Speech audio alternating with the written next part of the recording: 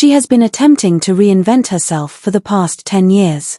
You know, the teary-eyed, children's book writing, fun-loving royal comeback kid of the country. Then an email arrives. The fact that Sarah Ferguson referred to Jeffrey Epstein as her best friend in a 2011 message has suddenly made headlines. And here's the thing, she sent it after publicly expressing her disgust at him. Charities are already rushing to get out. King Charles is apparently enraged behind the walls of Buckingham Palace, which is obstructing communication. So, how was Fergie's fairy tale redemption destroyed by a single leaked apology? Why is a courtier warning that this might be the last straw for the York family? Shall we begin with the receipts?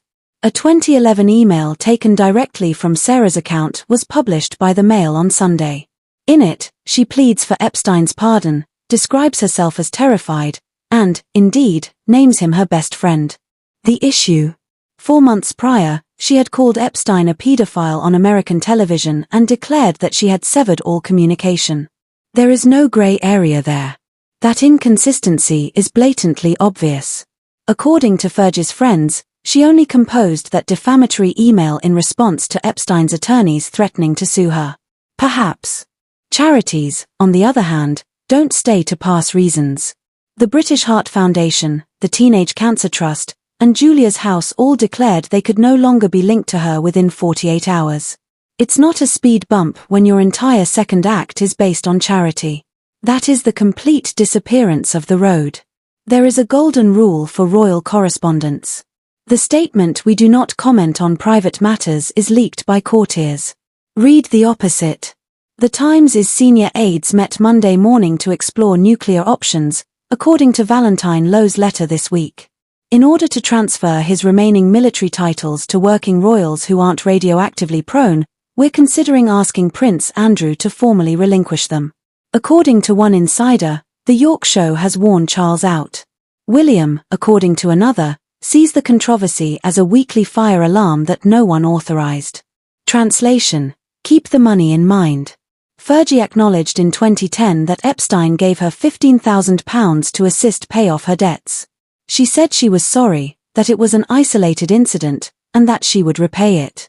However, the recently released email thread reveals that a year later, they were still discussing money. That date is significant since it completely contradicts her assertion that she had a fresh start. And it brings back the one question the palace fears. To what extent was Prince Andrew aware?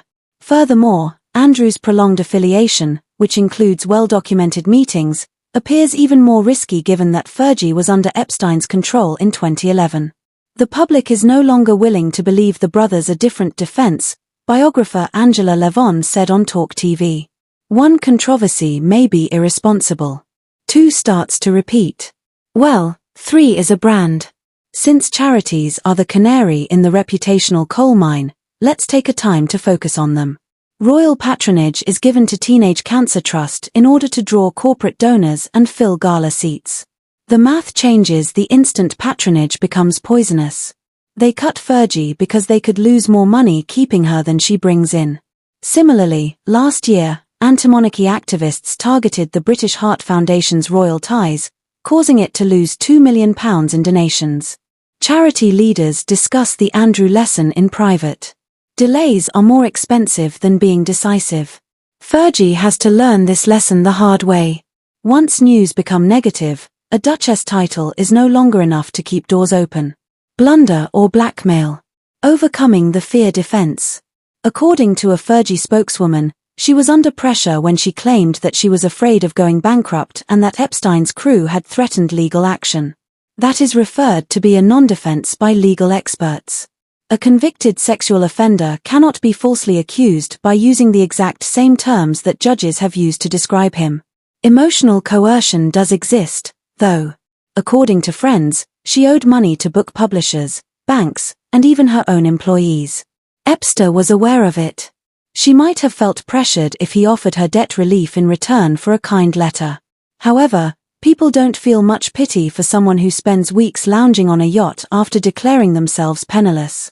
Every new detail retaliates the conversation, which is the palace's headache.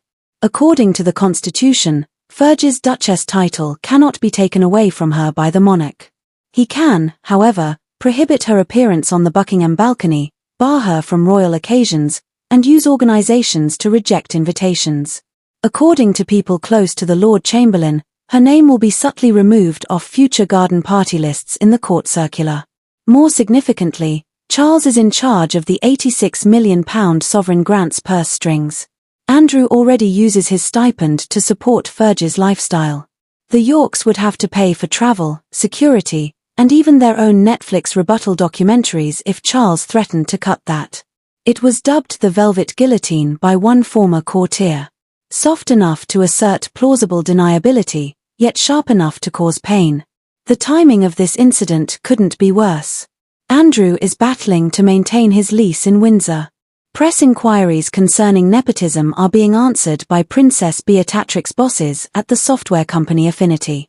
Advertisers are making embarrassing inquiries about Eugenie's podcast on anti-slavery groups. Even the always amiable Hello magazine conducted a survey because the family brand had become so poisonous. Should the Yorks leave the spotlight?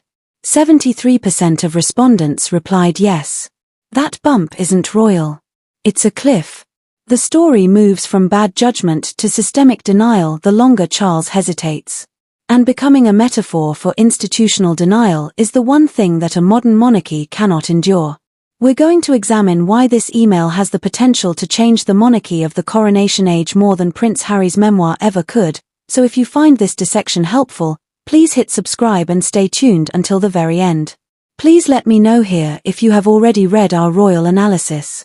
Is there a more unlucky ex-wife than the Duchess of York? Or did she, one email at a time, write her own demise? Since 2012, Fergie's entire business strategy has been based around repentance. Books like Finding Sarah, keynote addresses about body shaming and addiction, and a podcast about self-forgiveness. The public's acceptance of her untidy but innocuous nature was essential to that arc. That idea is totally undermined when I refer to a convicted predator as my best friend, even when under duress.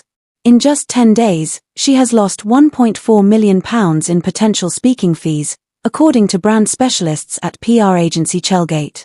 A publishing executive informed the bookseller that unless it is a complete confession, her forthcoming memoir is commercially radioactive. A clear moral contrast is necessary for redemption stories. A sinner becomes a saint. The public simply lacks the patience to finance the sequel, and the email pushes her back into sinner land where she must negotiate with sinners. The true narrative here is institutional, so zoom out. World wars, the abdication crisis, Diana's passing, and even Harry's Oprah admissions were all weathered by the royal family. Epstein, however, is the scandal that continues spreading. Fergie's email follows the Andrews car crash newsite interview and the Virginia legal suit.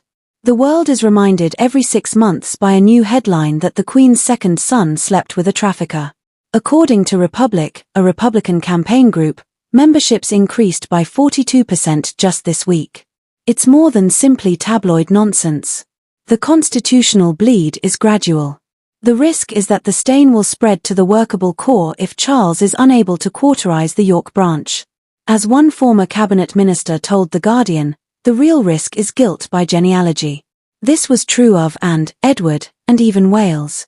What comes next, then? These are 3 possible situations.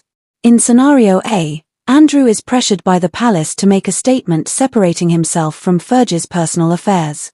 The tale dies from oxygen deprivation, she withdraws to Windsor Great Park, and she loses all patronage. Situation B. Charles approves of a peaceful separation between the Yorks and the family for practical reasons. Imagine a Harry-like semi-exile without the show, without any more balcony appearances or Christmas walks. Situation C. The drip goes on.